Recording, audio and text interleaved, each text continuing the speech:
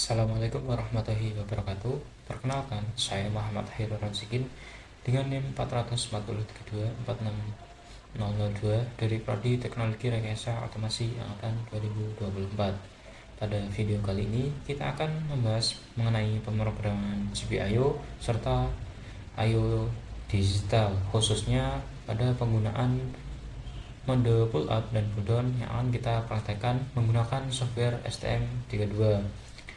Tujuan dari percobaan ini adalah untuk memahami cara kerja input digital, mengetahui perbedaan logika pada mode pull up dan pull down, serta melihat bagaimana input tersebut digunakan untuk mengendalikan output pada hardware.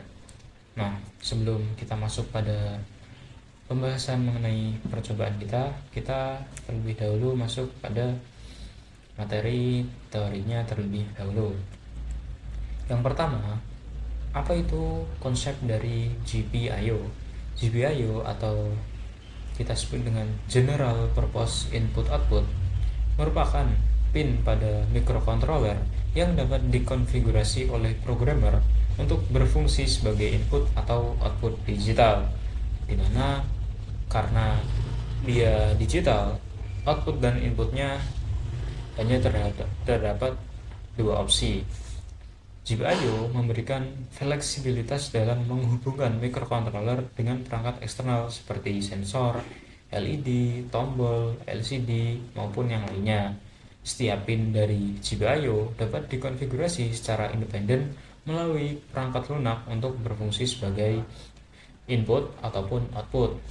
Nah, pada input sendiri, dia bisa berfungsi sebagai membaca status logika dari perangkat eksternal. Kemudian dari output sendiri, yaitu mengontrol perangkat eksternal dengan mengatur level tegangan ataupun mengatur dari level yang lain.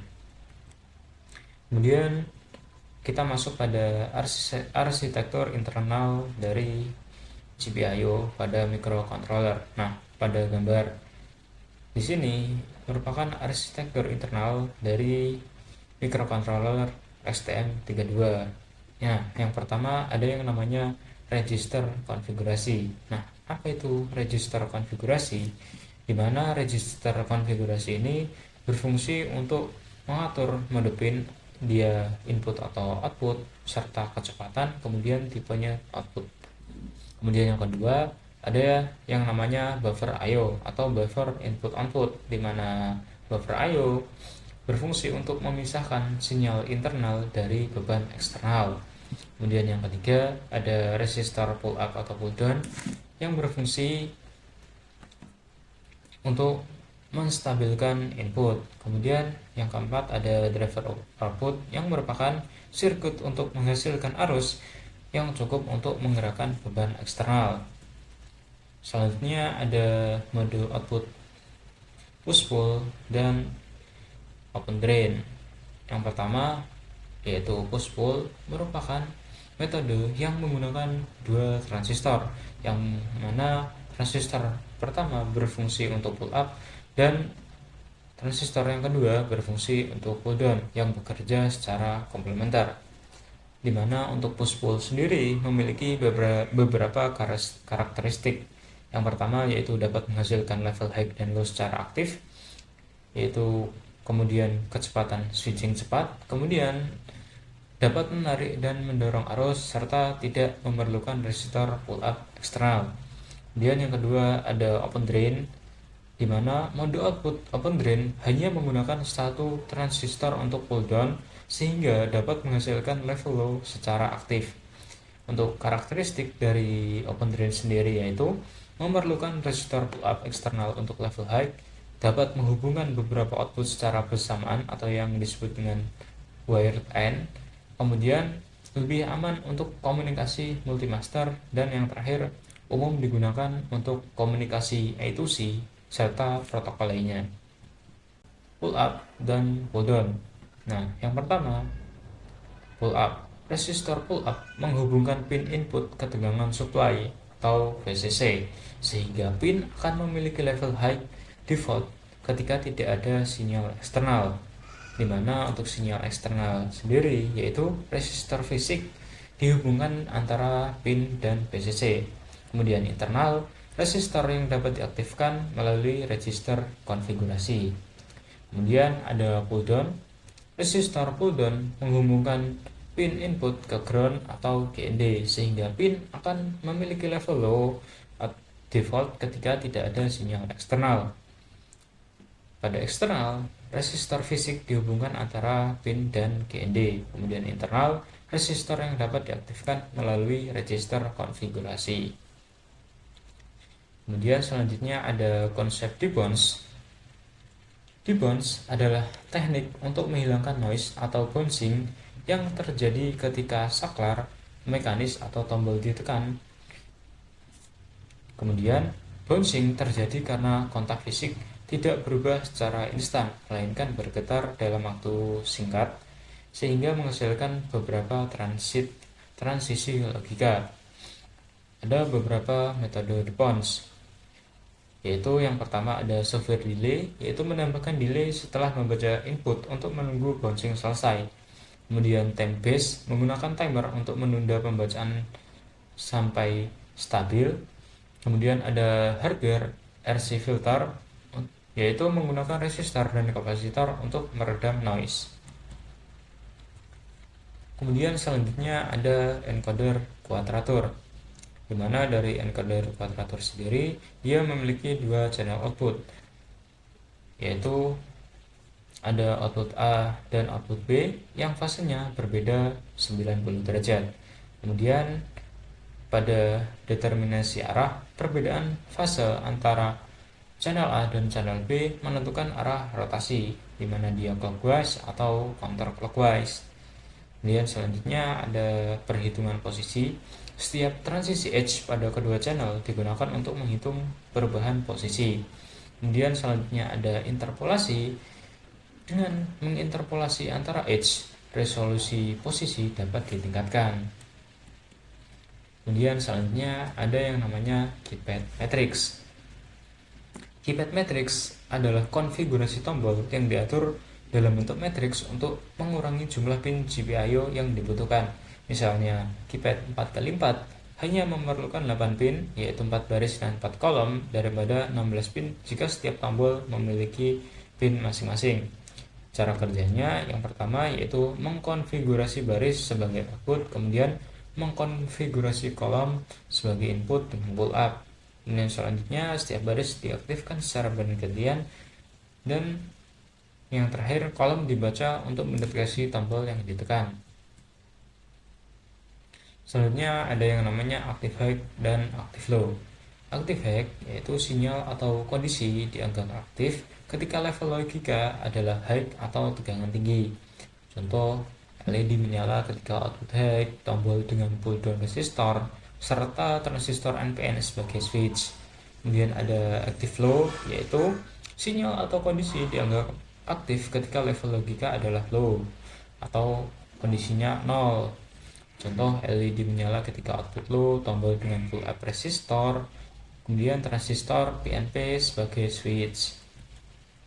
Selanjutnya ada perbedaan antara STM32 hole dan ESP-IDF. STM32 hole atau yang disebut hardware abstraction layer untuk microcontroller STM32 yaitu library yang disediakan oleh ST Microelectronics untuk mempermudah pengembangan pada pemrograman. Kemudian layer abstraksi antara aplikasi dan register hardware dan dukungan untuk berbagai seri STM. Kemudian STM hole didokumentasikan dengan baik dan memiliki banyak contoh, ada situs webnya, dan juga memerlukan lebih banyak RAM atau flash dibanding programming register langsung. Kemudian ada ESP-IDF atau Expressive IoT Development Framework dengan chip ESP32 dari Expressive System, di mana framework lengkap untuk IoT dengan dukungan Wi-Fi dan Bluetooth. Kemudian dia lebih fokus pada aplikasi IoT dan konektivitas, termasuk FreeRTOS untuk multitasking. Kemudian lebih kompleks karena mencakup banyak fitur IoT serta optimasi untuk penggunaan memori yang efisien. Nah, selanjutnya kita akan membahas dari percobaan yang telah kita lakukan, yaitu penggunaan input pull up dan pull down pada mikrokontroler STM32 dan ESP32. Pertama, kita buat terlebih dahulu rangkaian untuk pull up pull down pada STM32 dan ESP berupa output yaitu LED. Percobaan pertama adalah STM32 dengan metode pull down. Tujuan dari percobaan ini adalah agar pin input, terutama saat tombol ditekan, memiliki kondisi logika yang jelas dan stabil, yaitu berada di level low, di mana pin input sendiri itu berupa push button. Jadi, pin tidak berada dalam kondisi floating yang bisa menyebabkan pembacaan sinyal menjadi acak atau tidak konsisten. Nah, ketika tombol ditekan, nilai input akan berubah menjadi high. Dengan cara ini, sistem menjadi lebih mudah mendeteksi perubahan logika, dan pembacaan tombol pun menjadi lebih akurat. Pada video ini, kita tidak hanya mengubah konfigurasi input ke mode pull down, tapi juga menyesuaikan bagian kode seperti di bounce dan state machine agar program tetap berjalan dengan lancar. Setelah semua perubahan selesai, kita lanjut ke proses build dan upload untuk memastikan konfigurasi yang kita buat sudah bekerja sesuai dengan harapan. Setelah program berhasil dibuild dan diupload, selanjutnya pengujian dilakukan pada rangkaian yang telah kita buat sebelumnya. Hasilnya, saat tombol tidak ditekan, pin input berada pada kondisi low. Ini menunjukkan bahwa pull down bekerja dengan baik karena pin tidak berada dalam kondisi floating. Lalu saat tombol ditekan, nilai input berubah menjadi high dan sistem dapat mendeteksinya dengan benar, sehingga LED dapat menyala. Percobaan selanjutnya yaitu STM32 dengan mode pull up untuk melihat bagaimana pin input bekerja saat diinputkan dengan tombol. Tujuan dari percobaan ini adalah untuk memastikan agar pin input memiliki kondisi default yang stabil saat tombol belum ditekan, yaitu berada pada kondisi high. Dengan begitu, pin tidak berada pada kondisi floating yang bisa menyebabkan pembacaan sinyal menjadi tidak stabil. Pada konfigurasi pull up pada program ini, saat tombol belum ditekan, input akan terbaca high. Kemudian ketika tombol ditekan, logika input berubah menjadi low. Perubahan inilah yang digunakan oleh STM32 untuk mendeteksi adanya aksi dari tombol. Melalui percobaan ini, kita dapat memahami bahwa mode pull up sangat berguna untuk membuat pembacaan input lebih jelas, stabil, dan mudah dikontrol. Selain itu, ujian ini juga membantu untuk memastikan bahwa program yang telah kita buat sudah mampu membaca perubahan logika tombol dengan benar sesuai konfigurasi rangkaian atau algoritma program yang telah kita buat pada layar tersebut. Selanjutnya, setelah program selesai di-build dan di-upload, kita uji program yang telah kita buat pada rangkaian percobaan yang telah kita buat sebelumnya. Dari hasil pengujian, terlihat bahwa saat tombol ditekan, input berada pada kondisi high, lalu ketika tombol ditekan, nilai input berubah menjadi low. Perubahan logika ini menunjukkan bahwa konfigurasi pull up sudah bekerja dengan baik pada rangkaian. Respon sistem terhadap penekanan tombol juga terlihat berjalan sesuai program yang telah dibuat. Hal ini menandakan bahwa pembacaan input STM32 sudah stabil, tidak floating, dan mampu mendeteksi perubahan logika dengan jelas. Jadi, hasil percobaan pada hardware ini pada mode pull up membuktikan bahwa konfigurasi pull up pada program yang telah kita buat sudah bekerja dengan baik dan memberikan pembacaan input yang konsisten. Selanjutnya, percobaan ketiga yaitu ESP dengan mode pull down. Percobaan ini bertujuan untuk memastikan bahwa pin input memiliki kondisi awal yang stabil saat tombol belum ditekan, yaitu berada pada kondisi atau logika low. Dengan kondisi ini, pin tidak berada pada keadaan floating, sehingga pembacaan sinyal menjadi lebih tegas dan tidak mudah berubah secara acak. Pada konfigurasi pull down, saat tombol tidak ditekan, input akan terbaca low. Kemudian ketika tombol ditekan, nilai input berubah menjadi high. Perubahan logika inilah yang digunakan oleh ESP untuk mendeteksi adanya input dari tombol. Setelah program berhasil sukses dibuild, kita upload program tersebut pada board ESP32 dengan rangkaian yang telah kita buat sebelumnya. Dari hasil pengujian, terlihat bahwa saat tombol tidak ditekan, input berada pada kondisi low. Kondisi ini menunjukkan bahwa konfigurasi pull down bekerja dengan baik karena pin input memiliki nilai default yang stabil. Kemudian saat tombol ditekan, nilai input berubah menjadi high dan perubahan ini berhasil dibaca oleh ESP32 dengan logika program yang telah kita buat. Respon sistem terhadap penekanan tombol juga terlihat dengan baik. Kemudian pada percobaan selanjutnya, yaitu ESP dengan mode pull up. Tujuan dari percobaan ini adalah untuk memastikan bahwa pin input memiliki kondisi awal yang stabil saat tombol belum ditekan, yaitu berada pada logika high. Dengan kondisi ini, pin tidak berada pada keadaan floating, sehingga pembacaan sinyal menjadi lebih jelas dan tidak mudah berubah secara acak. Pada konfigurasi pull up, saat tombol tidak ditekan, input akan terbaca high. Kemudian ketika tombol ditekan, input berubah menjadi low. Perubahan logika inilah yang digunakan oleh ISP untuk mendeteksi adanya input dari tombol. Jadi meskipun input berubah ke low saat ditekan, output justru bisa aktif menyala sesuai dengan program yang telah kita buat. Misalnya LED akan menyala kita tombol ditekan seperti percobaan yang saya lakukan tersebut. Ini bahwa mode pull up sangat penting untuk menjaga kestabilan pembacaan input digital. Selanjutnya, setelah program berhasil dibuild dan diupload, dari hasil pengujian terlihat bahwa saat tombol tidak ditekan, input berada pada kondisi high. Kemudian ketika tombol ditekan, input berubah menjadi low. Perubahan ini menunjukkan bahwa konfigurasi pull up pada ESP32 sudah bekerja dengan baik dan mampu menghasilkan kondisi input yang stabil. Saat tombol ditekan, sistem juga memberikan respon sesuai dengan program yang telah saya buat, yaitu dengan LED aktif. Jadi, meskipun input berubah kalau saat ditekan, output tetap dapat bekerja sebagai kondisi aktif sesuai logika program yang telah kita buat.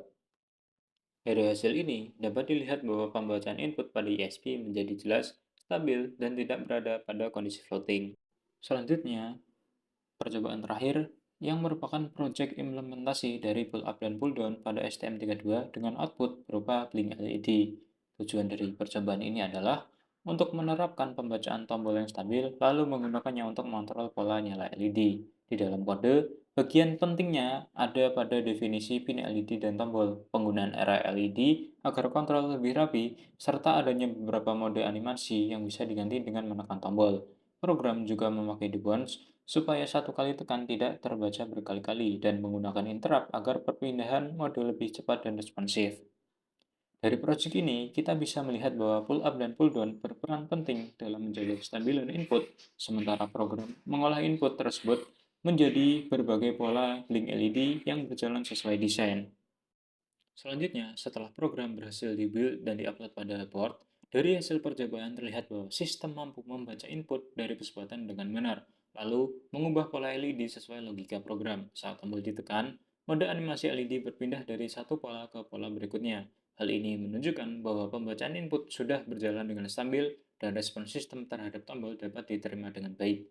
Nyala LED pada hardware juga menunjukkan bahwa program Blink berjalan sesuai rancangan. Setiap mode menghasilkan pola cahaya yang berbeda, sehingga dapat terlihat dengan jelas bahwa tombol tidak hanya berfungsi sebagai input biasa, tetapi juga sebagai pengendali pergantian mode output.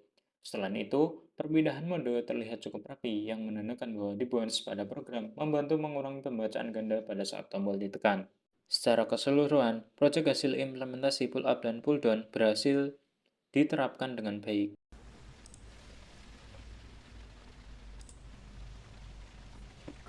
Dari percobaan yang telah kita lakukan sebelumnya, dapat disimpulkan bahwa